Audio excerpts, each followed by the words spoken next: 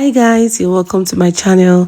In today's video I'm going to show you guys how I made this very tasty spaghetti. If you're interested, let's get into it. You would need some broccoli, shrimps, bell pepper and onions. So first thing first, we're going to boil water, then add our broccoli into the boiling water.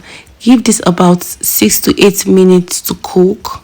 After cooking, set that aside. Heat up your pot and add any oil of your choice. In this video I use vegetable oil, but you can use your preferred oil. Go ahead and add your chopped onions. Make sure you're cooking or frying on low heat. Let it cook for about a minute or two. Add your shrimps, give it a good stir. Add some garlic powder, seasoning cube and salt. So I'm going to leave my shrimps to cook for about 3 to 4 minutes, 4 minutes roughly. Then I'll take it out of the oil. This recipe is very easy and very straightforward.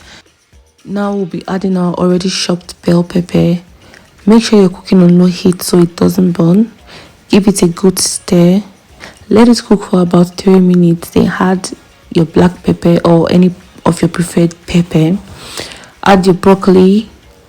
Give this about 3 or 4 minutes to cook. Make sure not to overcook your broccoli. Give it a good stir and then add your already cooked shrimps. Keep that aside. Add your spaghetti in your already boiling water. Make sure you follow the instructions on the pack. Now that my spaghetti has been cooked for about 8 minutes, we're just going to add your spaghetti in your already cooked broccoli and shrimps, and here you stir together. Make sure you mix everything together, and voila, this is the result. Bon appetito. Thanks for watching, and if you enjoyed making this delicious spaghetti with me, leave a thumbs up and let me know your thoughts in the comment section. Bye, see you in my next video.